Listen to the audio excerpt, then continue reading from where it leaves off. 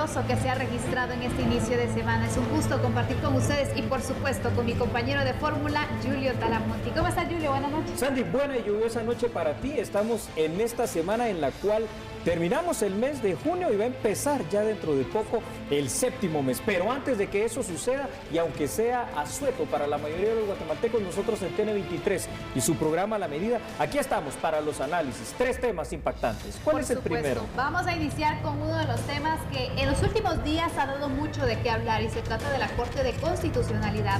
De hecho, el abogado constitucionalista y también el presidente del Tribunal de Honor del Colegio de Abogados, Eric Castillo, ha solicitado a los magistrados de la Corte de Constitucionalidad que revoquen el amparo provisional que se han otorgado. El pasado sábado, los magistrados de la Corte de Constitucionalidad dictaron autoamparos, con los que detienen el proceso de antejuicio en contra de los magistrados Gloria Porras, José de Matabela, Bonerge Mejía y Neftalí Aldana. Ante ello, el abogado constitucionalista Eric Castillo pide que se revoque el amparo provisional que se otorgaron a los magistrados antejuiciados. El planteamiento de esta solicitud y acciones que presento está dirigido especialmente a los honorables magistrados de la Corte de Constitucionalidad, con el objeto de pedirles que sean garantes del orden constitucional y que en el presente caso se enmiende efectivamente las actuaciones que ellos han desarrollado en el trámite de estas acciones constitucionales, tomando en consideración que desde ninguna perspectiva, ni en Guatemala, ni en las Cortes de Latinoamérica, un tribunal constitucional que está llamado a la defensa del orden constitucional debe ni puede ser juez y parte en un asunto determinado en el que, como en el presente caso, independientemente que posteriormente declaren a lugar o no a formación de causa, es la Corte la primera que debe dar un ejemplo a la población y un mensaje de certeza jurídica de que en ningún momento se va a vulnerar la imparcialidad de todos los que intervienen en los procesos, en este caso en la jurisdicción constitucional. En otras palabras, estoy solicitándole a la Corte que anule sus actuaciones, revoque el amparo provisional que le otorgó a las entidades antes indicadas y restaure la situación jurídica afectada. También le estoy solicitando a la Corte de Constitucionalidad revoque el amparo provisional porque realizó una interpretación indebida del artículo 167 de la Ley de Amparo, que si bien señala que los magistrados no son responsables por sus opiniones, esas opiniones se refieren, por ejemplo, a una opinión relacionada con la constitucionalidad o no de una ley vinculada con un dictamen, pero en ningún momento se refiere a una sentencia o a un auto que la Corte emita en el trámite de las acciones de amparo o de inconstitucionalidad. Con estas palabras me refiero claramente y le solicito hoy públicamente a los honorables magistrados de la Corte de Constitucionalidad que cumplan con su función establecida en el artículo 268 de la Constitución Política de la República de Guatemala, que les obliga a defender el orden constitucional y no a violentarlo. Continuando con las posturas, ha indicado el expresidente de la Corte de Constitucionalidad, el abogado Roberto Molina Barreto, que no se puede hacer juez y parte. Y precisamente señala también que la decisión de algunos magistrados de la CC de conceder un amparo para evitar un proceso en su contra es insólito. La CC no le está otorgando un amparo al Procurador de los Derechos Humanos, sino se lo están otorgando a ellos mismos y sin ningún fundamento. Los magistrados no pueden ser juez y parte, indicó el profesional del derecho, y también aclara que el derecho internacional, la Constitución Política de la República de Guatemala y la Ley de Amparo facultan al Congreso de la República a tramitar un proceso de antejuicio contra los magistrados.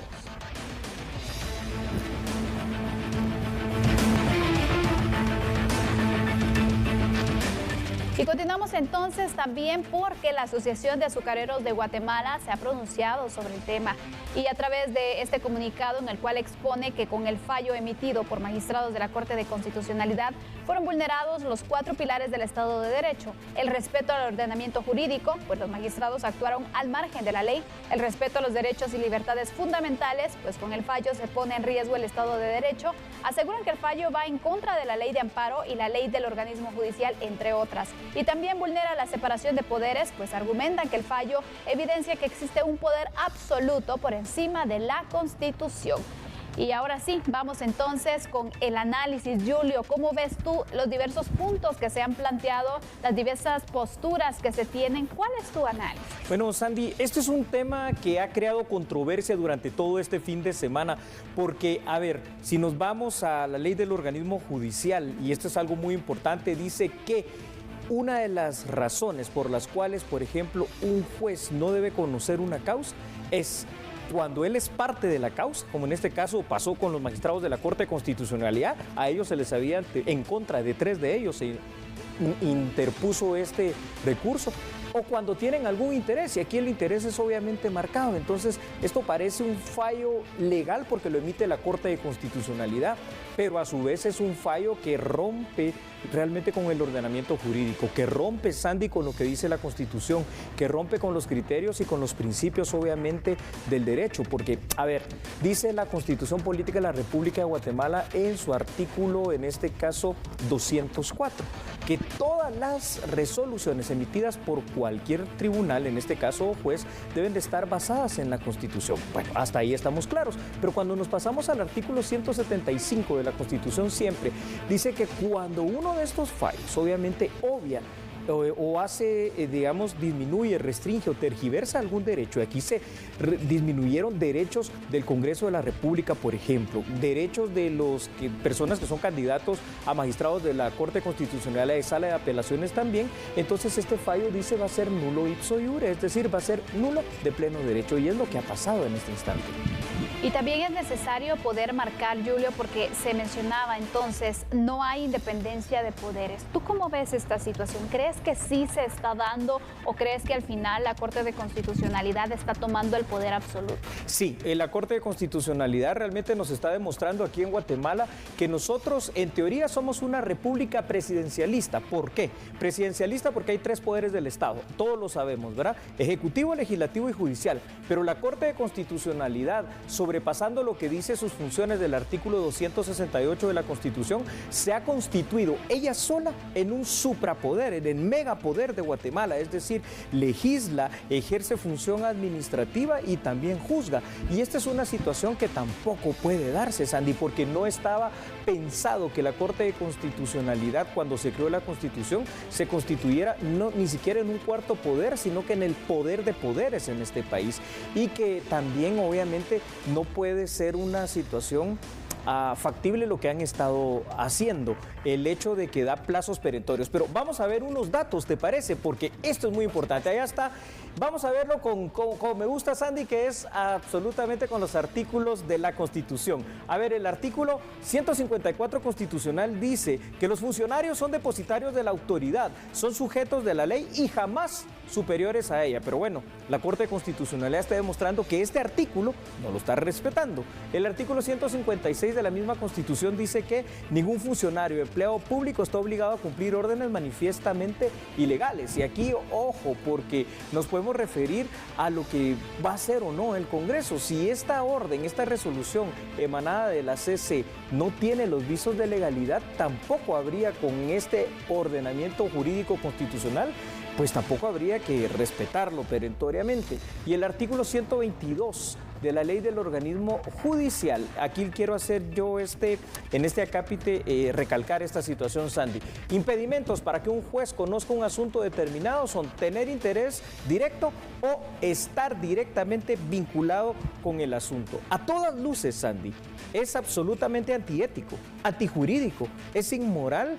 Y prácticamente, como estamos viendo, es ilegal lo que ha hecho la Corte de Constitucionalidad. Por supuesto, Julio. Mira, aquí hemos hablado sobre diversas posturas que se han dado a conocer. Hay otro comunicado que también vamos a proyectar para que ustedes conozcan entonces los diversos sectores, qué es lo que opinan respecto a esta situación. Y quiero que por favor tú me ayudes, Julio, respecto al análisis que se puede realizar sobre esta situación. Vamos a continuar profundizando porque la Alianza, precisamente para la Defensa de la República, a través de un comunicado hizo ver su postura y resaltó que el fallo conocido como el autoamparo no tiene legitimidad ni legalidad y en consecuencia carece de validez. Explican que los magistrados tenían impedimento, por lo cual el fallo es nulo. La firma de los 3 magistrados no tiene validez y con ello el amparo provisional no cuenta con el número de firmas necesario para constituir así un auto válido en este caso. Cierra argumentando que la decisión carece de imparcialidad. ¿Es válido o no es válido, Julio? Obviamente no es válido este amparo, esta resolución, precisamente por lo que estamos diciendo. Lo que han dicho acá los señores de ADER es prácticamente también parte de lo que estamos tratando nosotros de explicar en este instante. Al ser ellos juez y parte, cosa que no se puede por lo que ya vimos en la ley del organismo judicial y lo que nos ha dicho la Constitución, esto obviamente como contraviene disposiciones legales, pero sobre todo contraviene mandatos constitucionales, tendríamos que hacer uso del artículo 44 de la Constitución, si quiere solo los anota y después los busca, y del 175. Y cuando esto pasa, estos dos artículos, dice que el fallo, en este caso la resolución de la Corte de Constitucionalidad, es nula de pleno derecho, no nace a la vida jurídica y obviamente no hay que respetarla. Yo no tengo que respetar una orden manifiesta y abiertamente ilegal, en este caso inconstitucional. Perfecto, pero nos has preparado otros datos, Julio. Yo quisiera que por favor nos pudieras proyectar. Con mucho gusto, así que aquí producción de A la Medida los tiene y escuchen por favor, Sandy, a ver, el Congreso de la República ahora tendrá que decidir si mantiene su independencia de poder, de Estado, o acata una disposición que es espuria. Es evidente que en muchas ocasiones los fallos son más de orden político que de orden legal, pero el autoampararse constituye en este caso, Sandy, una clara violación a la Constitución. El cinismo de la actual Corte de Constitucionalidad ha llegado al extremo de emplazar, imagínate tú, al Congreso de la República en periodos tan cortos como de 3 horas para que remita un expediente completo bajo algún apercibimiento. Evidentemente la intención de la Corte de Constitucionalidad es desaparecer todo indicio, todo documento que pueda sustentar el antejuicio que se les plantó, violentando a sí mismo el Estado de Derecho. Así que aquí habrá que hacer algo, porque que seas magistrado de la Corte de Constitucionalidad tampoco te hace un dios jurídico dentro del ordenamiento legal de Guatemala. Y hablando acerca de ese plazo, Julio, vamos a presentarle la siguiente información sobre que el Congreso precisamente ha cumplido con ese plazo perentorio que ha fijado la Corte de Constitucionalidad. Aquí les tenemos los detalles. Esta tarde, los magistrados de la Corte de Constitucionalidad rechazaron un recurso de ampliación y aclaración presentado en contra del autoamparo que se dictaron. Al mismo tiempo había fijado un plazo de 3 horas al Congreso de la República, el cual inició a las 3:40 y finalizó a las 18:40 de este lunes 29 de junio para que se remitiera el expediente original sobre las diligencias con relación al antejuicio presentado en contra de los magistrados de este órgano jurisdiccional máximo, en contra de los magistrados Gloria Patricia Porras, Neftalí Aldana Herrera, José Francisco de Mata Vela y Bonerge Amílcar Mejía Orellana. Sin embargo, el plazo fue cumplido a las 18:35. Ingresa personal del organismo legislativo a entregar el documento, pero ya la Corte de Constitucionalidad ha informado que se entregó un memorial en el cual se está indicando que la Corte de Constitucionalidad se le entregó copia certificada y legalizada del expediente original. Además que la CC no está explicando o fundamentando de mejor manera por qué razones solicita el expediente original al organismo legislativo y a la comisión permanente.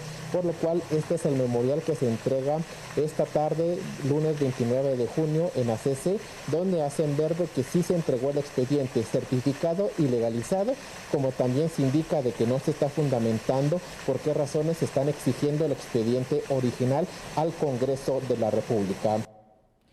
Julio, con esta situación queda la duda. ¿Pueden los diputados aún conocer y determinar si se retira la inmunidad a los magistrados que se habían solicitado de la Corte de Constitucionalidad? Deben. ¿O qué pasaría? Deben de conocerlo y deben de hacerlo porque, a ver, no solo hay una independencia de poderes, repito, la Corte de Constitucionalidad no es uno de los 3 poderes del Estado, está fuera de eso, sino que además hay un sistema de pesos y contrapesos. En el tema del antejuicio, y esto ya casi para ir concluyendo con este tema, Sandy, ¿se pueden antejuiciar a los magistrados de la Corte de Constitucionalidad? Sí, está perfectamente permitido como a cualquier otro funcionario. ¿Y quién lo conoce? Fíjate que por eso es pesos y contrapesos. En primera instancia, la parte jurídica lo conoce la Corte Suprema de Justicia. ¿Cuál fue lo que ellos dijeron? Tenemos indicios de que esto sí hay algo anómalo, lo pasan a la parte política, que es el Congreso de la República, donde debe de continuar el trámite a través de lo que ya sabes tú y lo que saben ustedes, que será la investigación de esta comisión que ya se conformó, después el informe y que lo conozca el Pleno del Congreso de la República. Si esto no pasa, se está alterando el orden legal, se está alterando la Constitución misma y esto sería provocado por la Corte de Constitucionalidad, lo cual no puede ser en un país cualquiera y en una democracia tan joven, tan ingente como la nuestra y en cualquier Estado de Derecho. Muy bien, esta es nuestra conclusión del tema. Entonces, por supuesto, estaremos atentos a qué pasa en las próximas horas con estas decisiones que ha causado muchas reacciones. Vamos a la pausa, regresamos enseguida, Junior. Correcto, no cambie porque hay un asesinato que hay que resolver, bastante sonado, pero en instante regresamos con eso. Solo recuerde una cosa, nosotros aquí a esta hora en TN23 somos a la medida.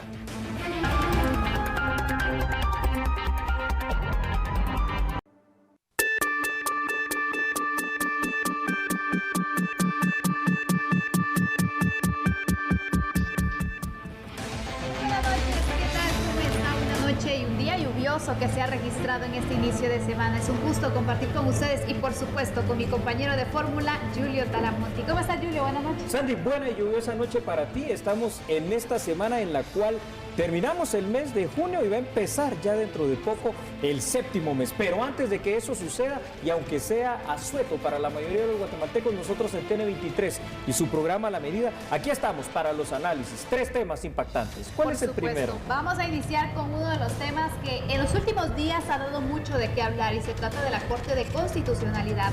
De hecho, el abogado constitucionalista y también el presidente del Tribunal de Honor del Colegio de Abogados, Eric Castillo, ha solicitado a los magistrados de la Corte de Constitucionalidad que revoquen el amparo provisional que se han otorgado. El pasado sábado, los magistrados de la Corte de Constitucionalidad dictaron autoamparos, con los que detienen el proceso de antejuicio en contra de los magistrados Gloria Porras, José de Matabela, Bonerge Mejía y Neftalí Aldana. Ante ello, el abogado constitucionalista Eric Castillo pide que se revoque el amparo provisional que se otorgaron a los magistrados antejuiciados.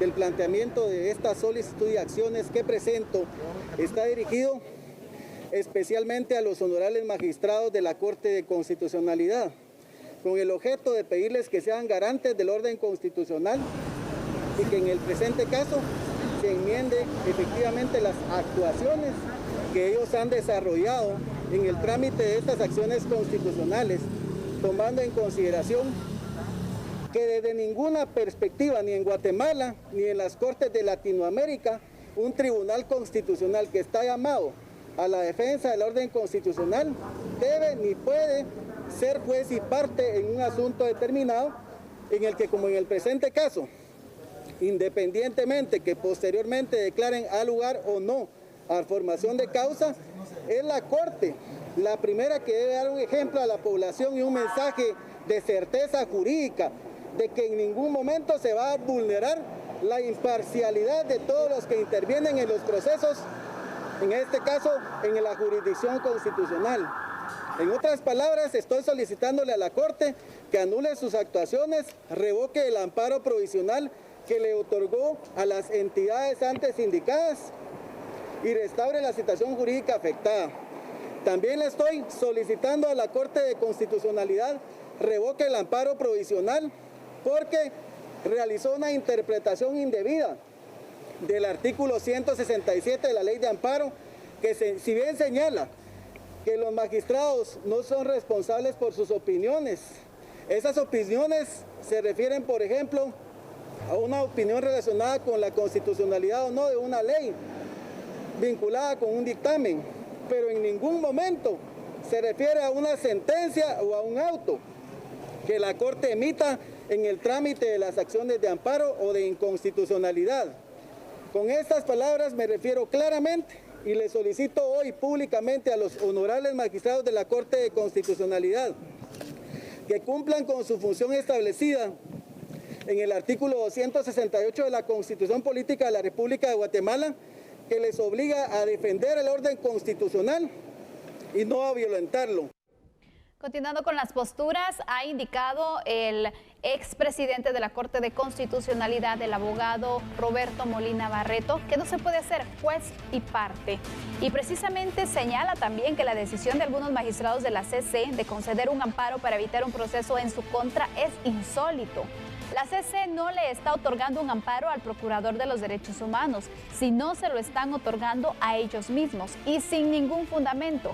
Los magistrados no pueden ser juez y parte, indicó el profesional del derecho, y también aclara que el derecho internacional, la Constitución Política de la República de Guatemala y la Ley de Amparo facultan al Congreso de la República a tramitar un proceso de antejuicio contra los magistrados.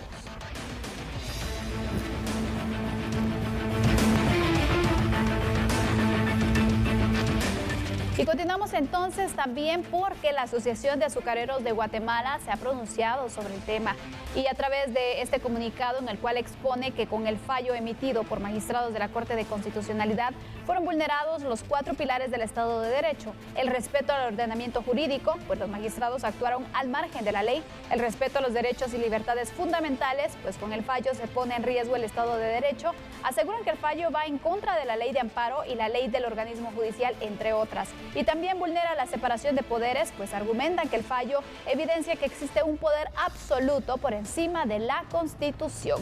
Y ahora sí, vamos entonces con el análisis. Julio, ¿cómo ves tú los diversos puntos que se han planteado, las diversas posturas que se tienen? ¿Cuál es tu análisis? Bueno, Sandy, este es un tema que ha creado controversia durante todo este fin de semana, porque, a ver, si nos vamos a la ley del organismo judicial, y esto es algo muy importante, dice que una de las razones por las cuales, por ejemplo, un juez no debe conocer una causa es cuando él es parte de la causa, como en este caso pasó con los magistrados de la Corte de Constitucionalidad. A ellos se les había, en contra de 3 de ellos, se interpuso este recurso, o cuando tienen algún interés, y aquí el interés es obviamente marcado. Entonces, esto parece un fallo legal porque lo emite la Corte de Constitucionalidad, pero a su vez es un fallo que rompe realmente con el ordenamiento jurídico, que rompe, Sandy, con lo que dice la Constitución, que rompe con los criterios y con los principios, obviamente, del derecho. Porque, a ver, dice la Constitución Política de la República de Guatemala en su artículo, en este caso, 204, que todas las resoluciones emitidas por cualquier tribunal, en este caso juez, deben de estar basadas en la Constitución. Bueno, hasta ahí estamos claros, pero cuando nos pasamos al artículo 175 de la Constitución, siempre dice que cuando uno de estos fallos obviamente obvia o hace, digamos, disminuye, restringe o tergiversa algún derecho. Aquí se disminuyeron derechos del Congreso de la República, por ejemplo, derechos de los personas que son candidatos a magistrados de la Corte Constitucional y de Sala de Apelaciones también. Entonces este fallo dice va a ser nulo ipso iure, es decir, va a ser nulo de pleno derecho, y es lo que ha pasado en este instante. Y también es necesario poder marcar, Julio, porque se mencionaba entonces, no hay independencia de poderes. ¿Tú cómo ves esta situación? ¿Crees que sí se está dando o crees que al final la Corte de Constitucionalidad está tomando el poder absoluto? Sí, la Corte de Constitucionalidad realmente nos está demostrando aquí en Guatemala que nosotros en teoría somos una república presidencialista. ¿Por qué? Presidencialista porque hay 3 poderes del Estado, todos lo sabemos, ¿verdad? Ejecutivo, legislativo y judicial. Pero la Corte de Constitucionalidad, sobrepasando lo que dice sus funciones del artículo 268 de la Constitución, se ha constituido ella sola en un suprapoder, en el megapoder de Guatemala, es decir, legisla, ejerce función administrativa y también juzga. Y esta es una situación que tampoco puede darse, Sandy, porque no estaba pensado que la Corte de Constitucionalidad, cuando se creó la Constitución, se constituyera ni siquiera en un cuarto poder, sino que en el poder de poderes en este país, y que también obviamente no puede ser una situación factible lo que han estado haciendo, el hecho de que da plazos perentorios. Pero vamos a ver unos datos, ¿te parece? Porque esto es muy importante. Allá está. Vamos a verlo como me gusta, Sandy, que es absolutamente con los artículos de la Constitución. A ver, el artículo 154 constitucional dice que los funcionarios son depositarios de la autoridad, son sujetos de la ley y jamás superiores a ella. Pero bueno, la Corte Constitucional está demostrando que este artículo no lo está respetando. El artículo 156 16 de la misma Constitución dice que ningún funcionario o empleado público está obligado a cumplir órdenes manifiestamente ilegales. Y aquí, ojo, porque nos podemos referir a lo que va a hacer o no el Congreso. Si esta orden, esta resolución emanada de la CC no tiene los visos de legalidad, tampoco habría con este ordenamiento jurídico constitucional, pues tampoco habría que respetarlo perentoriamente. Y el artículo 122 de la ley del organismo judicial, aquí quiero hacer yo en este acápite recalcar esta situación, Sandy. Impedimentos para que un juez conozca un asunto determinado son tener interés directo o estar directamente vinculado con el asunto. A todas luces, Sandy, es absolutamente antiético, antijurídico, es inmoral. Y prácticamente, como estamos viendo, es ilegal lo que ha hecho la Corte de Constitucionalidad. Por supuesto, Julio. Mira, aquí hemos hablado sobre diversas posturas que se han dado a conocer. Hay otro comunicado que también vamos a proyectar para que ustedes conozcan entonces los diversos sectores, qué es lo que opinan respecto a esta situación. Y quiero que por favor tú me ayudes, Julio, respecto al análisis que se puede realizar sobre esta situación. Vamos a continuar profundizando porque la Alianza, precisamente para la Defensa de la República, a través de un comunicado hizo ver su postura y resaltó que el fallo conocido como el autoamparo no tiene legitimidad ni legalidad y en consecuencia carece de validez. Explican que los magistrados tenían impedimento, por lo cual el fallo es nulo. La firma de los 3 magistrados no tiene validez y con ello el amparo provisional no cuenta con el número de firmas necesario para constituir así un auto válido en este caso. Cierra argumentando que la decisión carece de imparcialidad. ¿Es válido o no es válido, Julio? Obviamente no es válido este amparo, esta resolución, precisamente por lo que estamos diciendo. Lo que han dicho acá los señores de ADER es prácticamente también parte de lo que estamos tratando nosotros de explicar en este instante. Al ser ellos juez y parte, cosa que no se puede por lo que ya vimos en la ley del organismo judicial y lo que nos ha dicho la Constitución, esto obviamente como contraviene disposiciones legales, pero sobre todo contraviene mandatos constitucionales, tendríamos que hacer uso del artículo 44 de la Constitución, si quiere solo los anota y después los busca, y del 175. Y cuando esto pasa, estos dos artículos, dice que el fallo, en este caso la resolución de la Corte de Constitucionalidad, es nula de pleno derecho, no nace a la vida jurídica y obviamente no hay que respetarla. Yo no tengo que respetar una orden manifiesta y abiertamente ilegal, en este caso inconstitucional. Perfecto, pero nos has preparado otros datos, Julio. Yo quisiera que por favor nos pudieras proyectar. Con mucho gusto, así que aquí producción de A la Medida los tiene y escuchen por favor, Sandy, a ver, el Congreso de la República ahora tendrá que decidir si mantiene su independencia de poder de Estado o acata una disposición que es espuria. Es evidente que en muchas ocasiones los fallos son más de orden político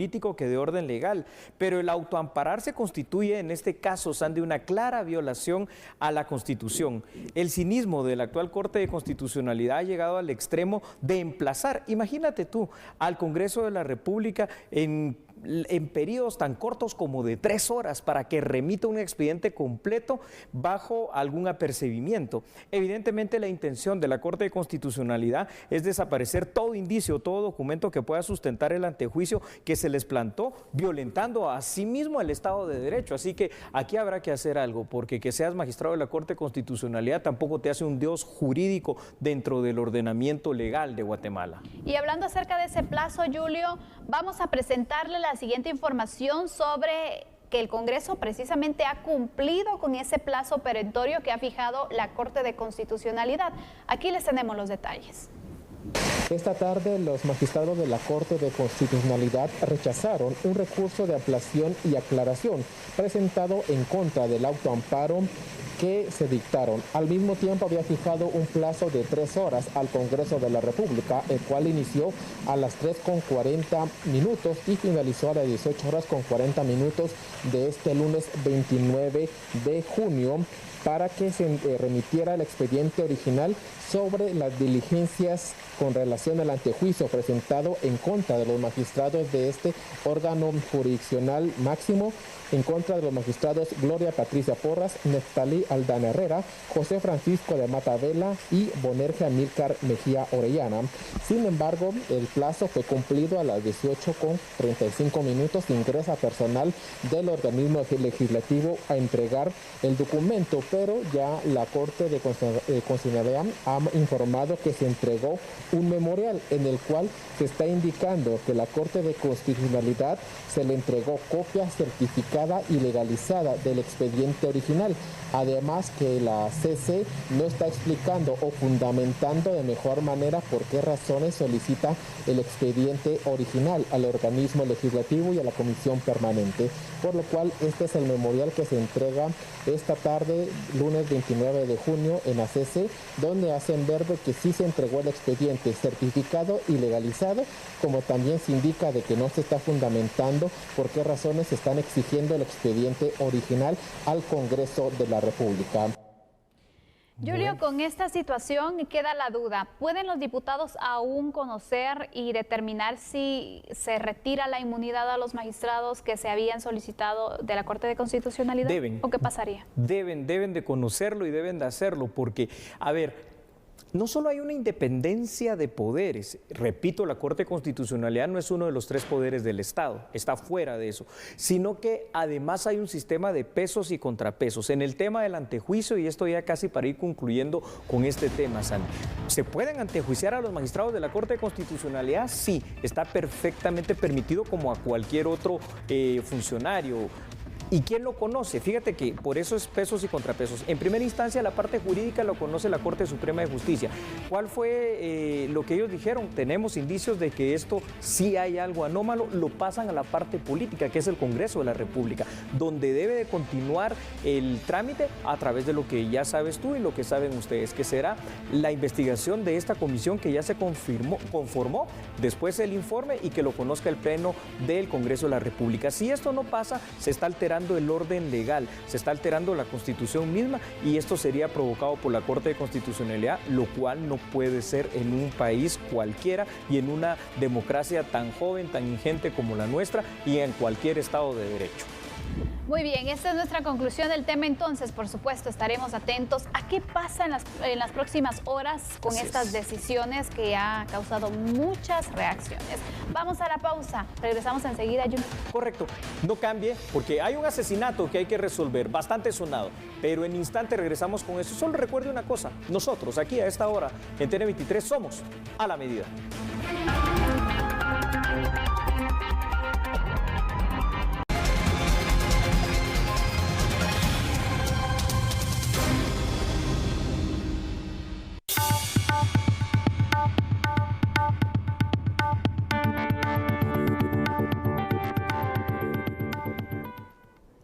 Y bueno, ahora vamos a analizar este asesinato que se registró el viernes pasado de Jean-Pierre Mota. Y precisamente el Ministerio Público está investigando este caso.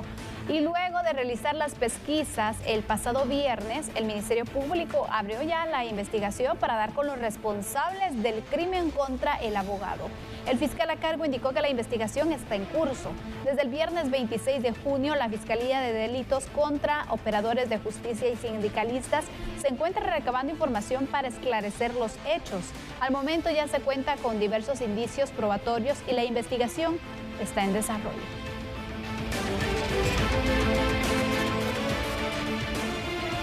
¿Y cómo avanza también el trabajo de la Policía Nacional Civil en este caso? Pues bueno, aquí le tenemos la siguiente información porque luego del asesinato del abogado y combatiente Jean-Pierre Mota, las autoridades han iniciado también esta investigación para esclarecer el móvil del hecho. Según Comunicación Social de la Policía Nacional Civil, aún no pueden pronunciarse por este caso porque aún es prematuro hacerlo. Sin embargo, se informó que al momento hay 2 equipos de delitos contra la vida de la Policía Nacional Civil que tienen a su cargo la investigación, señalando que hay 2 líneas de investigación sin dar más detalles. Es preciso destacar que en la escena criminal se encontró un arma de fuego dentro del vehículo que se presume era del ahora fallecido y otro dato importante, que el ataque fue directo. Las autoridades continúan trabajando en dicha investigación, así lo ha asegurado la Policía Nacional Civil. Bueno, y en este caso, Jean-Pierre Mota Ubico, yo creo que es importante hacer un perfil personal de quién era él. Así que, por favor, véalo usted en TN23 y escúchelo en Radio Cadena Sonora. ¿Quién era Oscar Jean-Pierre Mota Ubico? Modelo, actor y abogado. Tenía experiencia en el campo político y también en la administración pública. En el campo cinematográfico, Sandy tuvo una participación en una película guatemalteca y también en un video musical. Además, fue imagen de varias campañas publicitarias. En su momento se postuló en 2 ocasiones como candidato a diputado. La más reciente fue en las elecciones generales de 2019. Y como tú bien lo dijiste, aparte de todo eso, fue ampliamente conocido por el público guatemalteco en su paso por el programa Combate. Y ahora pues lamentablemente estamos acá analizando esta muerte que pues por el momento todavía es muy prematuro lo que las autoridades han manifestado en cuanto a las líneas de investigación. Hay mucho hermetismo, dicen que hay 2 líneas de investigación, esto tampoco es un secreto de nadie. Seguramente las 2 líneas de investigación irán por alguna situación personal o por alguna vinculación que pueda tener con algún otro caso. Esto ya ellos lo podrán y tendrán que determinarlo. Lo importante en este caso, como en cualquier caso de delitos contra la vida, es que no quede impune, porque la impunidad es lo que en Guatemala realmente hace que el sistema de justicia y el sistema de seguridad en su conjunto pierdan esa credibilidad. Las autoridades deberán buscar cualquier evidencia que pueda ayudar para poder esclarecer esta situación, buscar si en el lugar donde ocurrió el ataque existían cámaras de videovigilancia que pudieran ayudar también. Y aparte de ello, lo que llama la atención, Julio, fue el ataque, que fue directo.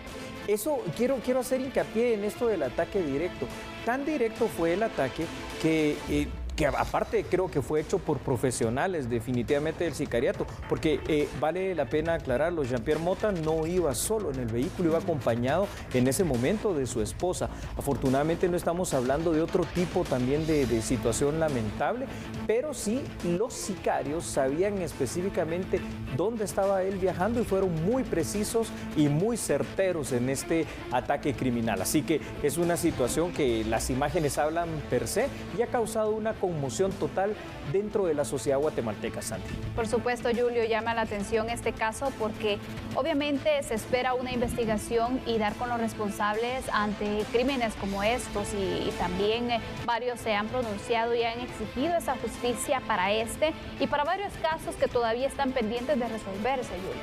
Eso es correcto, Sandy. Sí, precisamente todo esto para que no quede esa lamentable impunidad que aquí en Guatemala se da. Ahora, hay más datos que vamos a proyectar junto al equipo de A la Medida para que tengamos un poquito más de sustento en este caso. Como en cualquier caso de asesinato en nuestro país, la sociedad guatemalteca, Sandy, espera una pronta respuesta y una resolución efectiva, eficiente y eficaz del Ministerio Público.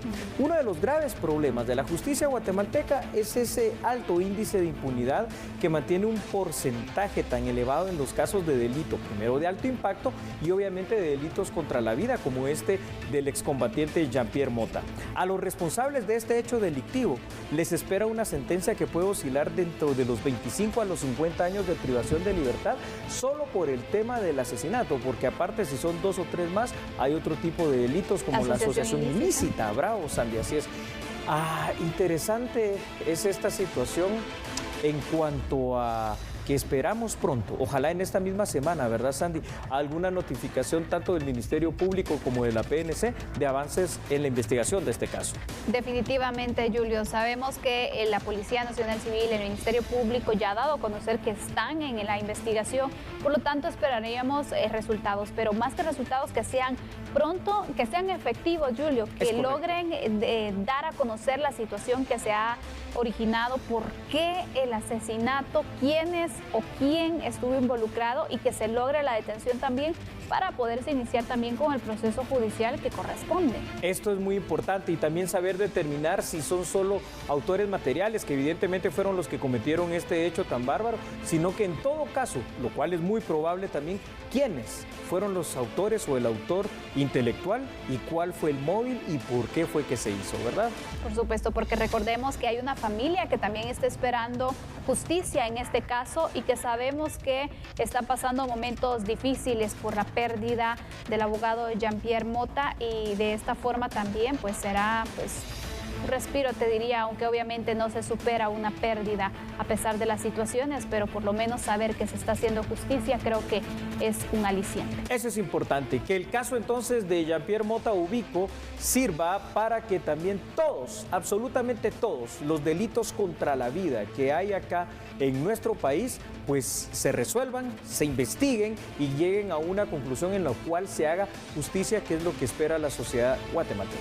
Por supuesto, entonces ahora vamos a hacer una pausa y al regresar hablaremos acerca de las restricciones que estarán vigentes en los próximos 15 días. Así es, así que regresamos en un instante. Recuerde una cosa, nosotros somos A la Medida.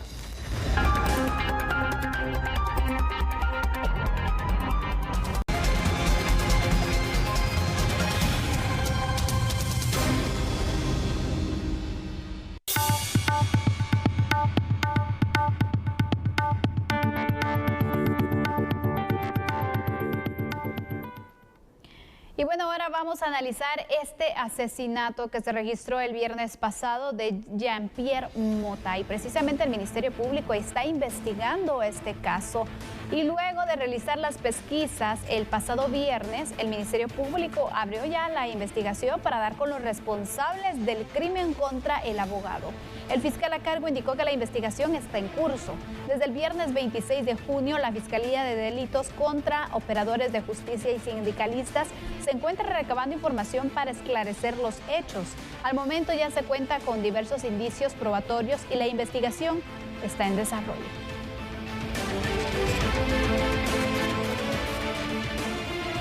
¿Y cómo avanza también el trabajo de la Policía Nacional Civil en este caso? Pues bueno, aquí le tenemos la siguiente información, porque luego del asesinato del abogado y combatiente Jean-Pierre Mota, las autoridades han iniciado también esta investigación para esclarecer el móvil del hecho.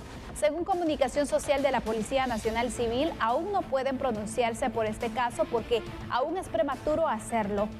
Sin embargo, se informó que al momento hay 2 equipos de delitos contra la vida de la Policía Nacional Civil que tienen a su cargo la investigación, señalando que hay 2 líneas de investigación sin dar más detalles. Es preciso destacar que en la escena criminal se encontró un arma de fuego dentro del vehículo que se presume era del ahora fallecido, y otro dato importante, que el ataque fue directo. Las autoridades continúan trabajando en dicha investigación, así lo ha asegurado la Policía Nacional Civil. Bueno, y en este caso, Jean-Pierre Mota Ubico, yo creo que es importante hacer un perfil personal de quién era él. Así que, por favor, véalo usted en TN23 y escúchelo en Radio Cadena Sonora. ¿Quién era Oscar Jean-Pierre Mota Ubico? Modelo, actor y abogado. Tenía experiencia en el campo político y también en la administración pública. En el campo cinematográfico, Sandy tuvo una participación en una película guatemalteca y también en un video musical. Además, fue imagen de varias campañas publicitarias. En su momento se postuló en 2 ocasiones como candidato a diputado. La más reciente fue en las elecciones generales de 2019. Y como tú bien lo dijiste, aparte de todo eso, fue ampliamente conocido por el público guatemalteco en su paso por el programa Combate. Y ahora pues lamentablemente estamos acá analizando esta muerte, que pues por el momento todavía es muy prematuro lo que las autoridades han manifestado en cuanto a las líneas de investigación. Hay mucho hermetismo, dicen que hay 2 líneas de investigación. No, esto tampoco es un secreto de nadie. Seguramente las 2 líneas de investigación irán por alguna situación personal o por alguna pues vinculación que pueda tener con algún otro caso. Esto ya ellos lo podrán y tendrán que determinarlo. Lo importante en este caso, como en cualquier caso de delitos contra la vida, es que no quede impune, porque la impunidad es lo que en Guatemala realmente hace que el sistema de justicia y el sistema de seguridad en su conjunto pierdan esa credibilidad. Las autoridades deberán buscar cualquier evidencia que pueda ayudar para poder esclarecer esta situación, buscar si en el lugar donde ocurrió el ataque existían cámaras de videovigilancia que pudieran ayudar también. Y aparte de ello, lo que llama la atención, Julio, fue el ataque, que fue directo. Eso quiero hacer hincapié en esto del ataque directo. Tan directo fue el ataque que que aparte creo que fue hecho por profesionales definitivamente del sicariato, porque vale la pena aclararlo, Jean-Pierre Mota no iba solo en el vehículo, iba acompañado en ese momento de su esposa. Afortunadamente no estamos hablando de otro tipo también de situación lamentable, pero sí los sicarios sabían específicamente dónde estaba él viajando y fueron muy precisos y muy certeros en este ataque criminal. Así que es una situación que las imágenes hablan per se y ha causado una conmoción total dentro de la sociedad guatemalteca, Sandy. Por supuesto, Julio, llama la atención este caso porque obviamente se espera una investigación y dar con los responsables ante crímenes como estos y también varios se han pronunciado y han exigido esa justicia para este y para varios casos que todavía están pendientes de resolverse, Julio. Eso es correcto, Sandy. Sí, precisamente todo esto para que no quede esa lamentable impunidad que aquí en Guatemala se da. Ahora, hay más datos que vamos a proyectar junto al equipo de A la Medida para que tengamos un poquito más de sustento en este caso. Como en cualquier caso de asesinato en nuestro país, la sociedad guatemalteca, Sandy, espera una pronta respuesta y una resolución efectiva, eficiente y eficaz del Ministerio Público. Uno de los graves problemas de la justicia guatemalteca es ese alto índice de impunidad que mantiene un porcentaje tan elevado en los casos de delito, primero de alto impacto y obviamente de delitos contra la vida como este del excombatiente Jean-Pierre Mota. A los responsables de este hecho delictivo les espera una sentencia que puede oscilar dentro de los 25 a los 50 años de privación de libertad solo por el tema del asesinato, porque aparte si son 2 o 3 más hay otro tipo de delitos como la asociación ilícita. Bravo, Sandy, así es. Interesante es esta situación en cuanto a que esperamos pronto, ojalá en esta misma semana, ¿verdad, Sandy? Alguna notificación tanto del Ministerio Público como de la PNC de avances en la investigación de este caso. Definitivamente, Julio, sabemos que la Policía Nacional Civil, el Ministerio Público ya ha dado a conocer que están en la investigación, por lo tanto esperaríamos resultados, pero más que resultados que sean pronto, que sean efectivos, Julio, que logren dar a conocer la situación que se ha originado, por qué el asesinato, quiénes o quién estuvo involucrado y que se logre la detención también para poderse iniciar también con el proceso judicial que corresponde. Esto es muy importante y también saber determinar si son solo autores materiales, que evidentemente fueron los que cometieron este hecho tan bárbaro, sino que en todo caso, lo cual es muy probable también, quiénes fueron los autores o el autor intelectual y cuál fue el móvil y por qué fue que se hizo, ¿verdad? Por supuesto, porque recordemos que hay una familia que también está esperando justicia en este caso y que sabemos que está pasando momentos difíciles por la pérdida del abogado Jean-Pierre Mota y de esta forma también pues será un respiro, te diría, aunque obviamente no se supera una pérdida a pesar de las situaciones, pero por lo menos saber que se está haciendo justicia creo que es un aliciente. Eso es importante, que el caso entonces de Jean-Pierre Mota Ubico sirva para que también todos, absolutamente todos, los delitos contra la vida que hay acá en nuestro país, pues se resuelvan, se investiguen y lleguen a una conclusión en la cual se haga justicia, que es lo que espera la sociedad guatemalteca. Por supuesto, entonces ahora vamos a hacer una pausa y al regresar hablaremos acerca de las restricciones que estarán vigentes en los próximos 15 días. Así es, así que regresamos en un instante. Recuerde una cosa, nosotros somos A la Medida.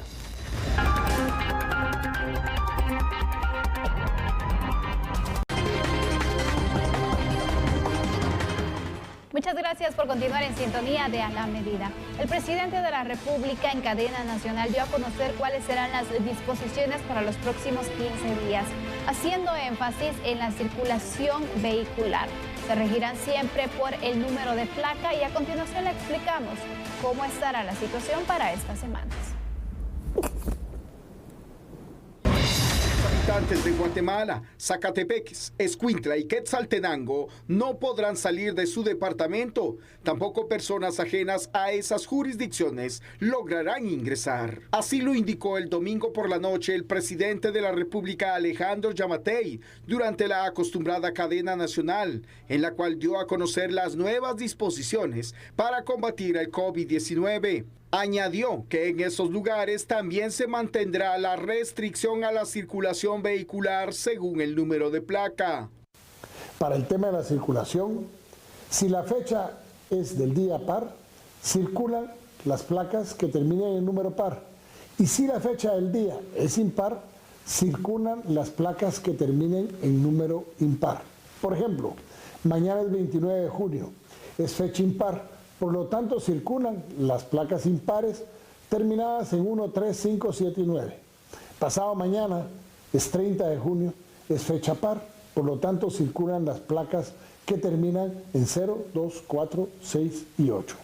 Todo el tránsito interdepartamental está permitido, exceptuando aquellos que van hacia o desde los departamentos de Guatemala, Zacatepeques, Escuintla y Quetzaltenango, que por el número de contactos tienen estos 15 días una restricción para poder recibir gente o movilizarse de esos departamentos hacia otros lugares.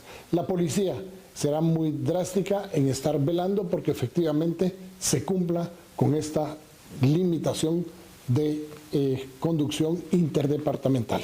Esta medida fue optada por el mandatario debido al aumento de personas contagiadas en esos lugares. Además, se liberó de esa restricción a los departamentos de El Progreso y San Marcos, por lo que esa población tendrá permitido movilizarse hacia otros departamentos. Esas restricciones en los departamentos en mención se exceptúan los taxis, motocicletas y otro tipo de vehículos. Y también conozca cómo quedará el horario de toque de queda para estas 2 semanas. En cadena nacional, el presidente de la República, Alejandro Yamatei, dio a conocer el horario del toque de queda para esta semana. Se mantiene el mismo horario de 5 de la mañana a 6 de la tarde, de lunes a sábado. El sábado a las 6 de la tarde queda cerrado el país hasta el lunes a las 5 de la mañana, tal y como ha venido sucediendo en las últimas 2 semanas. Todo el tránsito interdepartamental está permitido, exceptuando aquellos que van hacia o desde los departamentos de Guatemala, Zacatepeques, Escuintla y Quetzaltenango, que por el número de contactos tienen estos 15 días una restricción para poder recibir gente o movilizarse de esos departamentos hacia otros lugares. La policía será muy drástica en estar velando porque efectivamente se cumpla con esta limitación de conducción interdepartamental. El mandatario enfatizó que las personas que necesiten recibir atención médica pueden circular sin importar el horario o el número de placa. Hay que enfatizar en algo. Si usted tiene dificultad respiratoria o se siente muy enfermo, busque asistencia médica, no importa la hora. La restricción de horarios no le debe impedir llegar a recibir atención médica. De la restricción de los horarios se exceptúan las farmacias, medios de comunicación, camiones recolectores de basura, transporte de alimentos, de agua pura, gas propano y servicios de emergencia y básicos. Y si usted quiere que hagamos ahí sí que un cuadro sinóptico de todo esto que quedará vigente para los próximos 15 días, pues con mucho gusto aquí le servimos en ese sentido. Restricciones durante los próximos 15 días es que la circulación desde y hacia estos 4 departamentos, Guatemala, Zacatepeques, Escuintla y Quetzaltenango, se mantiene restringida. Por el contrario, se ha liberado de esa restricción lo que son el departamento de El Progreso y de San Marcos, por lo que esa población tendrá permitido movilizarse a otros departamentos. En el primero de estos lugares, que es decir, en el departamento del Progreso, el presidente hacía énfasis que se consiguió aplanar la curva de casos. Veamos por favor siempre en pantalla, Sandy y amigos televidentes, otra información importante. El toque de queda va a iniciar tal y como estamos acostumbrados desde hace ya varias semanas a partir de las 18 horas y va a culminar a las 5 de la mañana del día siguiente, ¿verdad? Esto va a ser vigente de lunes a sábado. Se va a mantener la circulación restringida por el número de placas en estos 4 departamentos, repito, es Guatemala, Zacatepeques, Escuintla y Quetzaltenango. Además, los domingos 5 y 12 de julio habrá un toque de queda total en todo el país, ¿verdad? Siguen prohibidas las actividades lúdicas, recreativas y sociales y toda atención al público en entidades públicas y privadas deberá concluir lo más tarde a las 16 horas. Además, debe establecerse en cualquier sitio una distancia de al menos 1.5 metros. Básicamente, estas son las disposiciones presidenciales vigentes para estos próximos 15 días. ¿Ha variado un poquito lo de la placa? Sí, tal y como tú obviamente lo acabas de explicar, Sandy, los días que terminen en número par en cuanto a la fecha, que sean fechas pares, así como mañana, que es 30, ¿no? Pues van a circular todas las placas que sean pares. Y los días, así como hoy, que es un día impar, circularán las placas impares. Así de fácil, así de simple. Es muy sencillo al final para poder tener ese control, porque sabemos que a veces pues genera un poco de duda, confusión, ¿no? Y obviamente recordemos que una confusión que podamos tener puede implicarnos una multa también, Es 500 correcto. quetzales, por circular en un día en el que no se puede realizar. Y aparte de ello, esta restricción se incluyó en 4 departamentos, Así es. que ya mencionaba Julio Talamonte y Quetzaltenango. Se incluye en esta ocasión Guatemala, también está Escuintla y Zacatepeques. Esto es muy importante y lo vamos a recalcar porque hasta hace un día prácticamente los departamentos eran otros. Aquí se incluía el Progreso y San Marcos. El Progreso y San Marcos ya no están incluidos en esta restricción. Una vez más, para que se sepa esta restricción de número de placa, que esto es una situación muy importante, y que se sepa la restricción de circulación interdepartamental. Los departamentos son Guatemala, son Zacatepeques, Escuintla y Quetzaltenango. ¿Por qué? Porque son los departamentos que tienen mayor número de casos de infectados de COVID-19. Y sabemos, y hay que reconocer también el trabajo que se ha hecho en el Progreso y en San Marcos, porque han logrado aplanar la curva, han logrado controlar la situación, y esto les da entonces a los pobladores tener menos restricciones, especialmente el tema de la movilidad, que lo tuvieron durante 2 semanas. Y qué bueno, porque nos demuestran entonces que el resto de departamentos que tienen incrementos de casos y que tienen ya varios reportados, Julio, que ocupan los primeros lugares, lo pueden hacer. Si pudo el Progreso, si pudo San Marcos, se puede hacer también en Quetzaltenango, en Escuintla, en Zacatepeques y por todo supuesto en Guatemala. en Guatemala. Así es, entonces con ese mensaje positivo esperemos, ¿verdad?, de que estos 4 departamentos pierdan ya pronto esta restricción. Nosotros vamos a la pausa, pero volvemos en instantes, solo recordándole que somos a la medida.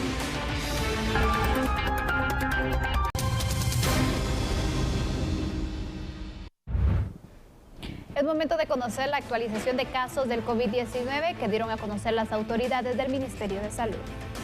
Durante las últimas 48 horas se registraron 479 nuevos casos de COVID-19 en Guatemala, de los cuales 314 son hombres y 165 son mujeres, luego de hacer 805 pruebas. Según el Ministerio de Salud Pública y Asistencia Social, 19 personas perdieron la vida, de los cuales 12 son hombres y 7 mujeres. A la fecha, Guatemala registra 13.491 casos activos de coronavirus y un total de 3.170 pacientes recuperados. En tanto, la cifra de fallecidos asciende a 746, llegando a un total de 17.409 casos. El Ministerio de Salud aclara que estos datos corresponden al domingo 28 de junio, de las 0 horas a las 23:59. En tanto, a casos correspondientes del lunes serán informados el martes durante su comunicado habitual. Escuche la siguiente nota. Congresistas están proponiendo que se pueda dar una indemnización post-mortem a todos aquellos familiares de los médicos que fallecieron en la lucha contra el COVID-19 en nuestro país. Por favor, vea la información aquí en A la Medida. Diputados al Congreso de la República presentaron una iniciativa de ley ante Dirección Legislativa, en la cual proponen beneficiar a los familiares de personales de la salud fallecidos por atender la pandemia del COVID-19. Los diputados aseguran que el proyecto es un reconocimiento y un apoyo a los familiares de médicos que han fallecido en la primera línea de batalla contra el nuevo coronavirus. El proyecto propone una indemnización post-mortem y una pensión para los familiares de los trabajadores del Ministerio de Salud Pública y Asistencia Social que han perdido la batalla. Solo esta semana se reportaron los decesos de al menos 7 médicos que perdieron la vida el 22, 23 y 24 de junio. Una iniciativa, Julio, que sin duda es muy positiva porque sabemos que los médicos en este momento que están en primera línea se están arriesgando constantemente y de hecho ya varios han perdido la vida, que obviamente también estaban trabajando para poder mantener a su familia. Es correcto, así que esperemos que pronto tengamos ya noticias de situaciones concretas en cuanto a que esto sea una verdadera realidad en nuestro país para lamentablemente las personas que perdieron, en este caso sus familiares, siendo médicos que combatieron el COVID-19. ¿Te parece si nos vamos, Andy? Por supuesto, finalizamos esta emisión. Recuerde, mañana los esperamos en punto de las 9 de la noche en A la Medida que Descansa. Chao.